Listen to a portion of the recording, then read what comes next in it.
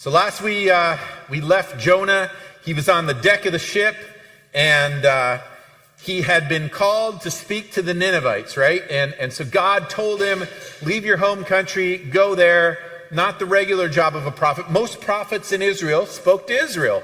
But Jonah's given this unenviable job of going to these nasty people known as Ninevites. They're a violent people. They're part of the empire that they're in, and so it's not really a really attractive gig for him. And so he's supposed to go to Nineveh east by land. He turns around the opposite way and goes west by sea. So he goes down to Joppa, to the seaport, gets on a ship headed for Tarshish, and he figures, that's that. Like, I'm done. I'm going that way. God's got an interest in this place over here. He's going to take a hint. He's going to ignore me, or he's going to move on and get someone else. Or better yet, just leave the Ninevites. Like, it's their own fault. They're in trouble. And so Jonah is supposed to be headed that way, but he heads this way. And of course, then the storm brews up and he's in trouble. He and the sailors have this problem, and they try throwing cargo overboard, and they take a poll, like, who's got a religion here? Who's got a God that they pray to? We'll try every one of them. So they all go, okay, Bob's got a God. We'll pray to Bob's God, and we'll see if that works. If Bob's God listens. And then they tried every sailor on that team. If they had a different religion, they prayed to that God. And none of those gods worked. None of them stopped the storm. It's still storming. And they're going, well, what do we do now? And so they go find Jonah in the bottom of the boat. And Jonah's sleeping. They go, how do you sleep at a time like this? And come up, we're all praying to our gods. You know, you can pray to your God. But Jonah doesn't pray to his God. And so then they cast lots. And they go, well, we'll throw these dice in. We'll see who comes up. And whoever it kind of lands on, that's the person we know it's their fault. That'll be the way the gods will tell us whose fault this is. And who's offended the gods that we're in trouble like this with this big storm at sea. And so they do that, and it lands on Jonah. And they go, what did you do? What happened? And he says, look, I'm an Israelite. I serve the God of heaven. And, I messed up. And so he says, throw me. He loses the toss, and he tells him, throw me into the sea, Jonah said, and it will become calm again. For I know that this terrible storm is all my fault. And so at least he's taken responsibility, right? Like he's not shifting the blame to anyone else. He's not trying to duck and weave with these sailors and go, the less they know about this, the better. I'm just going to go. I'll lie about it. I'll tell them, I don't know what's going on. He fesses up. He says, this is my fault. And the only way you're going to get out of trouble is save yourselves, throw me into the sea.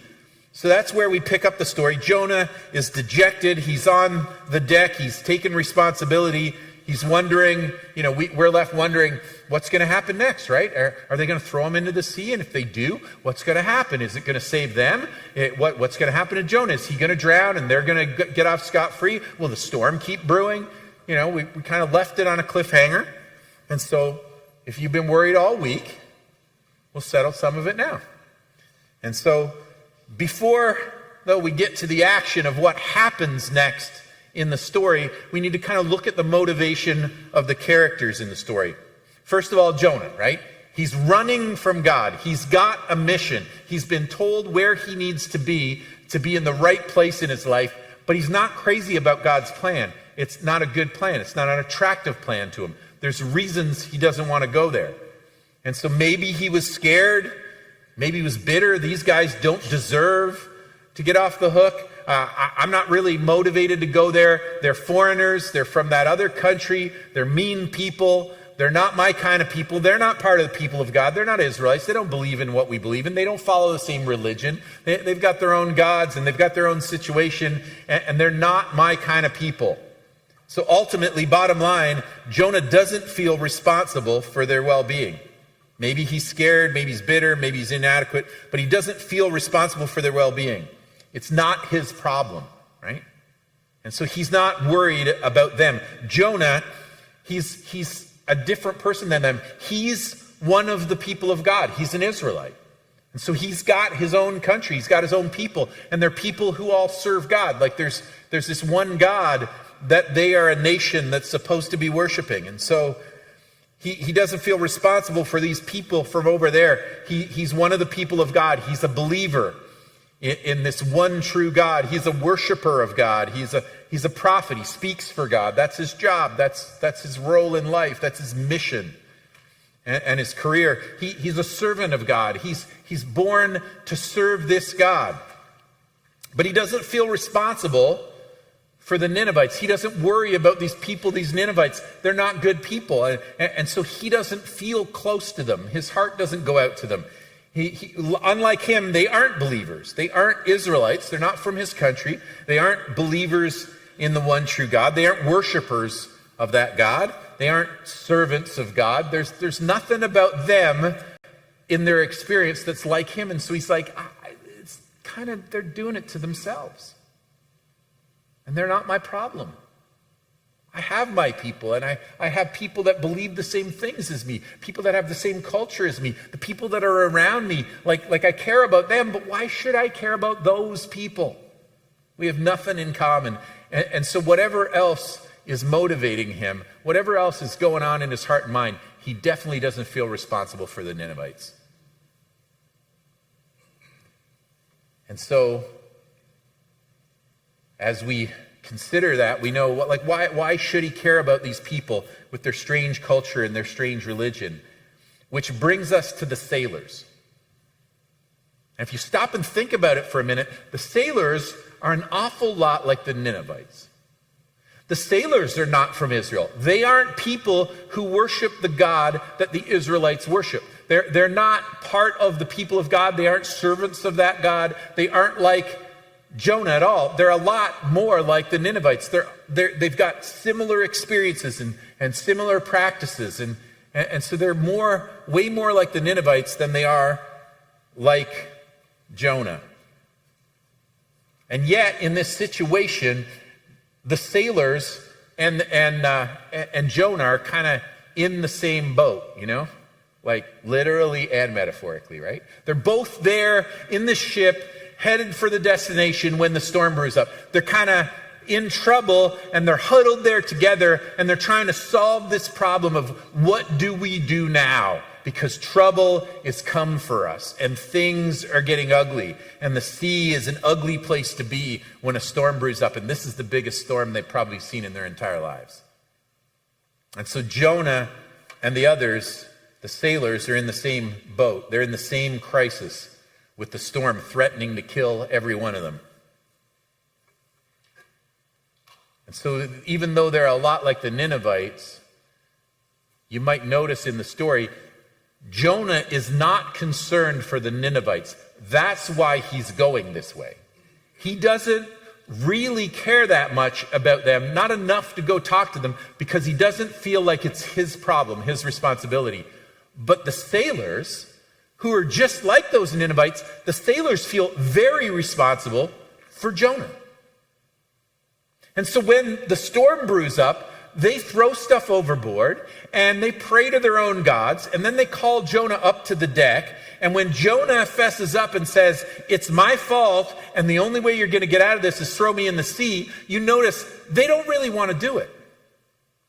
And so the sailors do feel responsible for Jonah. In fact, the sailors, even though they're pagans, just like the Ninevites, the sailors also, they row for shore.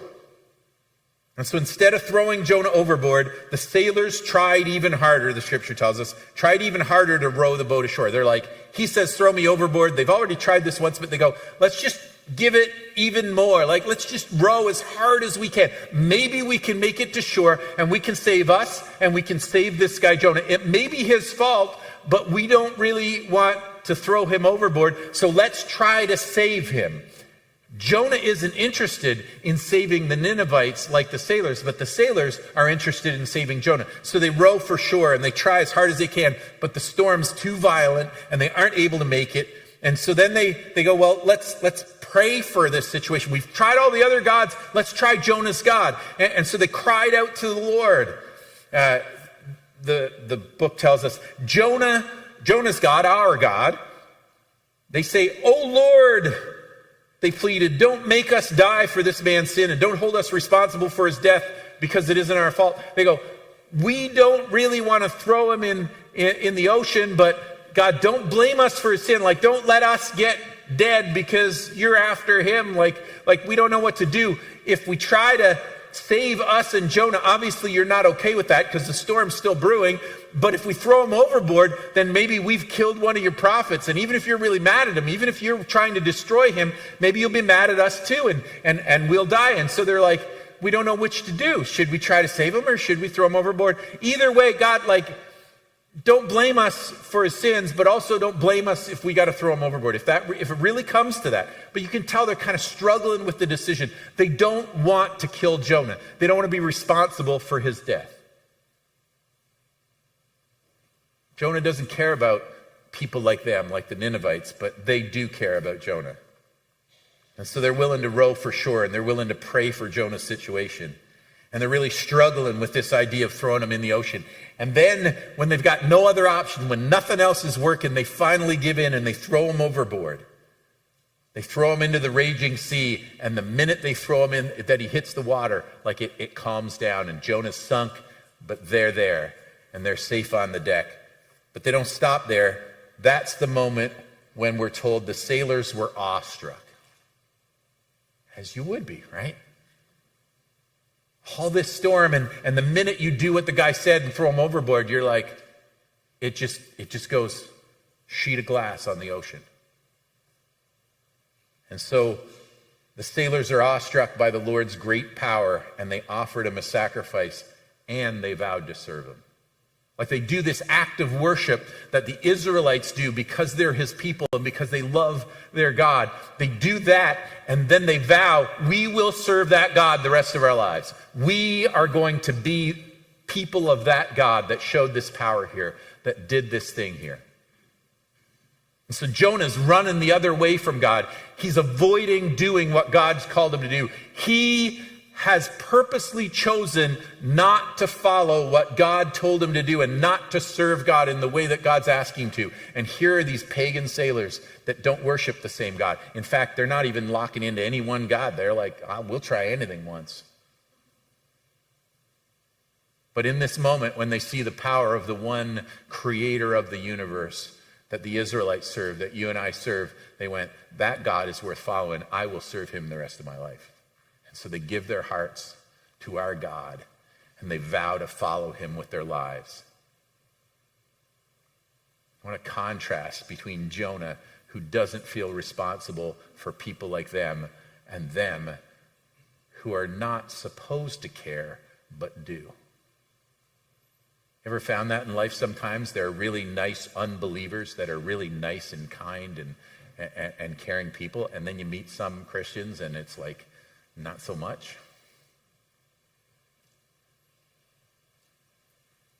I remember when I was a kid and we moved to Toronto, I was like 12 years old, and my parents signed me up for Scouts, Boy Scouts.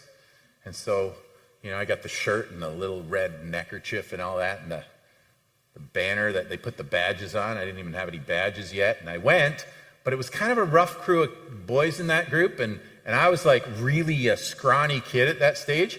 And so it was kind of rough. These kids were rough kids. And I remember one time early on there, we were playing this game where we were all over the church building, like running and hiding or something. And two of these guys grabbed me by the shirt, and they picked me up and they threw me into this cupboard, and then they locked the cupboard. And I was inside this locked cupboard banging on the door trying to get out. And the activity ends, and they go back and they gather up around the leader, and he's like, hey, where's Peter Goodyear? And they come find me in the cupboard. And so not long after that, it was like there came a reason for me to leave and quit Boy Scouts, and I quit, and I spent the rest of the year not going to Scouts. And then the following year, when they were gearing up for programs again, the Cub leader phoned me and said, would you like to come and be an assistant leader at Cubs? And I thought, well, that's a little better. There's little kids, and I'll help out the little kids. And it was a way to get me involved. I'm sure it was a kindness on their part. And so they assigned me I guess it was a pack, right? The wolf pack or something. And they give you a little tribe of kids that's your kids that you, and so when we do certain activities, like when they're inspecting you to see if your tie was straight and your belt was, and your shirt was tucked into your pants and all that, and they go by and go, oh yay, 1 point off for this and 1 point off for that, and they check us all out. And I was responsible for this little group of guys and tell them to tuck in their shirt and all that. And when activities happen, I was kind of responsible to give them instructions. And these kids, I don't know, I got assigned, I think it was like the 5 rowdiest kids in the group, it felt like. And they weren't listening to me. And I was a bit older than them, but I wasn't older enough that they were going to listen to me. So they were kind of out of control, and I had really trouble reining them in. And the other adults would say, stand at attention, and their kids would stand at attention, and my kids would not. And after a while, the leader at the end of the night one night, she said, can I talk to you for a minute? And everybody else had left, and I wondered what was going on. And she said, I feel like, it's kind of a struggle for you to get those kids under control, and maybe we made a mistake putting you in charge of a group. Maybe you can just help out one of the other groups. And I stood there and I felt like a complete failure, because I felt like I was given this job and I already failed at Scouts, and now here I am at Cubs with all these little kids, and I can't do what they're asking me to do. And she's realized it, and she's seeing me as the failure I am. I felt like she judged me, and she was right. I couldn't do the job. I felt so bad, and I felt the tears welling up in my eyes, and she asked me if I'm okay, and I said, yep. And I'm like, please don't cry. Don't cry. Like, don't cry in front of this lady. Like, just be able to get out of there. And as soon as I got out and I picked up my coat, like I went and found a quiet corner and I cried. I felt broken. I felt like she judged me, and she was right. She's not the last person that ever judged me in my life, believe it or not. Lots of people, most of us have had some time when we felt like somebody was judging us, and sometimes it may feel like it's warranted, but most of the time you'd go, well, that's not fair. They don't understand me, or they don't know the circumstances, or they're just jumping to conclusions, or they just don't like me because of my personality. And so that can happen, that people judge you and you feel like you're misjudged. But even then, even while you're given, saying, hey, it's not fair and they're not right about me, there's this little voice inside sometimes, right, that says, what if they're right? And what if I'm not good enough? And what if I can't do the job? And what if I don't measure up? And the thing is that God is the only one who knows every situation intimately. He's the only one that understands everything about every situation we walk into. And he's the only one that has the right to judge us in that way. And he's completely right in his judgments, because he understands everything that's going on. He understands what's happening in the circumstances around us and what's going on. He understands what's going on in our hearts and in our minds, and he gets every bit of it. And so if he was to judge, he judges correctly. His judgment is fair. And in Jonah's mind, he knows that as a prophet. He goes, God's judgment is fair. God is punishing me, and it's my fault. I did it. I brought it on myself. That's all me.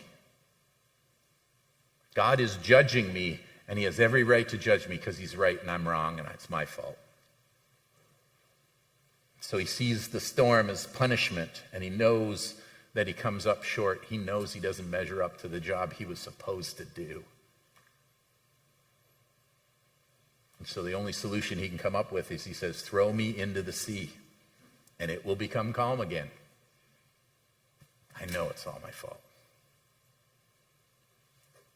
So he's willing to accept God's judgment. And in fact, he's so resigned to his situation that he doesn't even ask for mercy. He doesn't even think to go, hey, God, I'm really sorry. I know I messed up. Can we get a do-over? Can I go that way now? Can you do something to let me off the hook? I'm sorry. Just show some mercy on me. He doesn't even ask for mercy. He doesn't beg God for forgiveness. He doesn't go to God and tell him, I know I was wrong. He just wants to take his punishment and have that be it. He's sure that God's judgment is in that storm, and the only thing that happens next is I drown and die, and the sailors move on without me. I don't know if you had a chance to read the newsletter this week. Anybody click on that link about the article about the guy? One person. Might have been between the services, because I had one person in the last service too. But there's this actual news article. If you haven't read it yet, you should go back and read it. This dude in Cape Cod, he's a diver, and he was diving in Cape Cod, Maine, and all of a sudden he feels like he got hit by a truck from behind, And he goes, I didn't know what was happening. I thought a big shark or something had swam into me, and I got hammered. And then all of a sudden, I'm like, what is going on? I'm somewhere tight space. He was actually like in the mouth of a whale. A humpback whale came and got him in his mouth. He didn't swallow him to his stomach, but he was inside the mouth of the humpback whale. And he goes, I didn't know what was going to happen next. And then all of a sudden, my respirator came out of my mouth, and I lost track of it. And I'm like, I can't get it back in my mouth. I'm not going to be able to breathe for much longer. This is it. I'm done. True story. Happened in 2021. Look it up.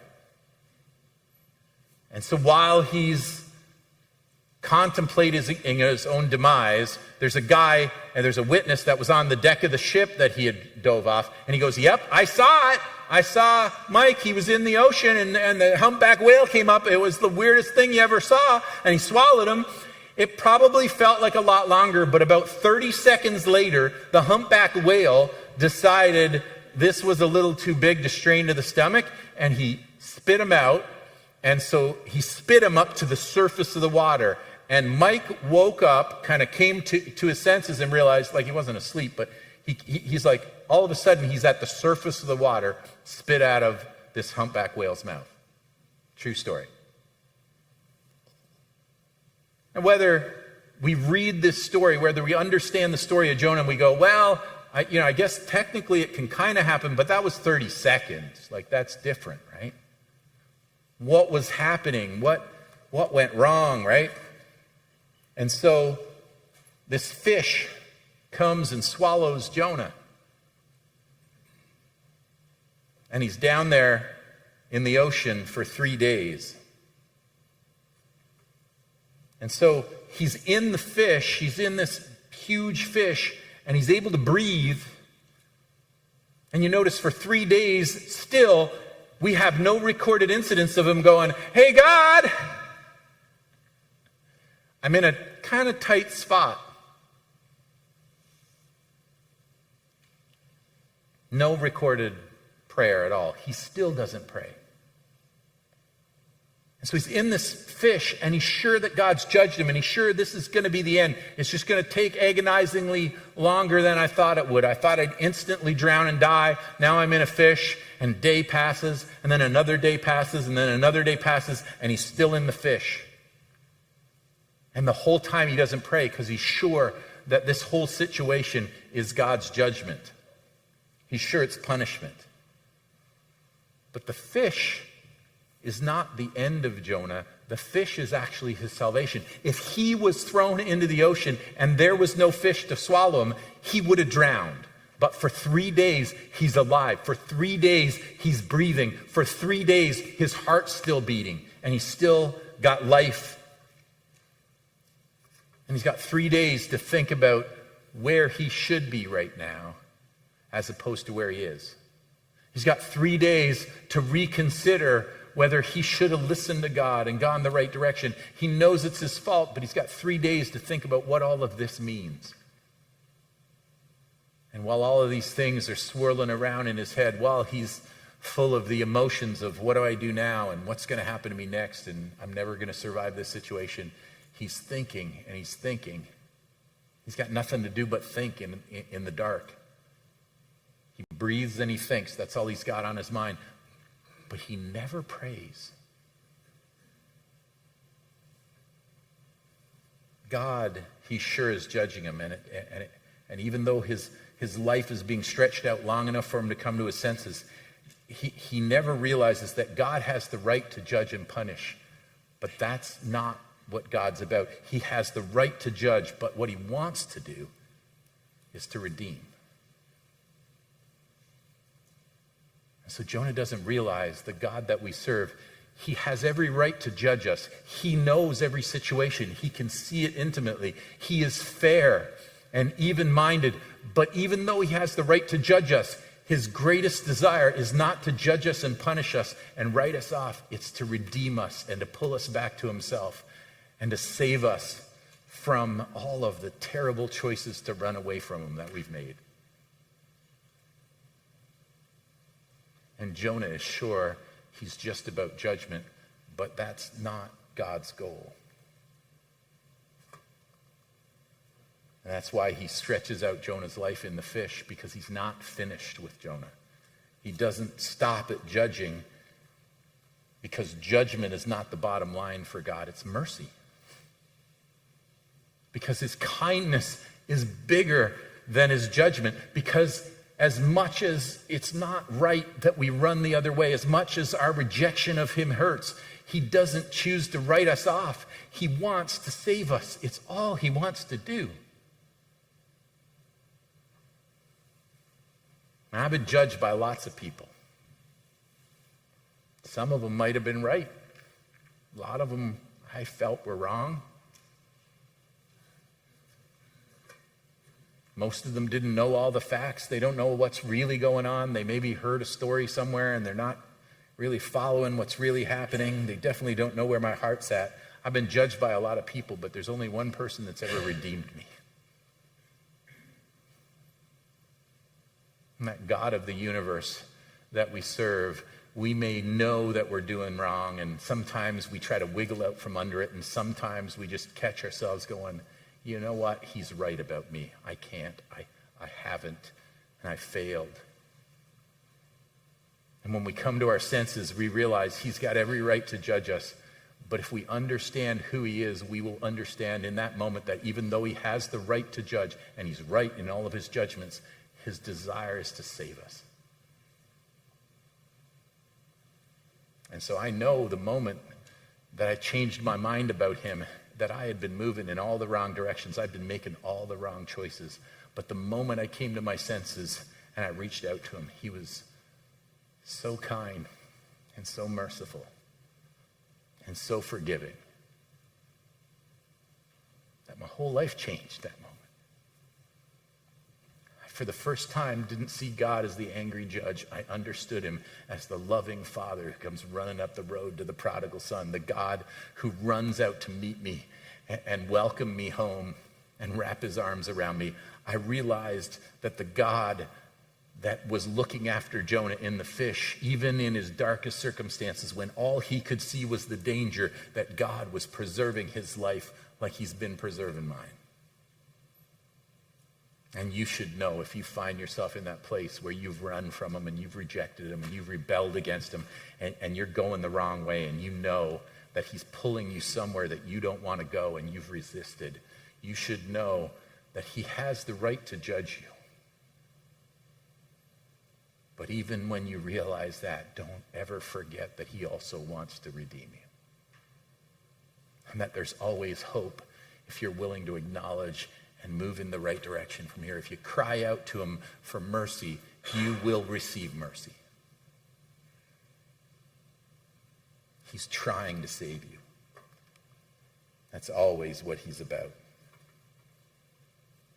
And so Jonah, like us, is in this moment where he's got lots of time to think and to evaluate. He's got a lot of time to question his life choices and to go, that was a mistake.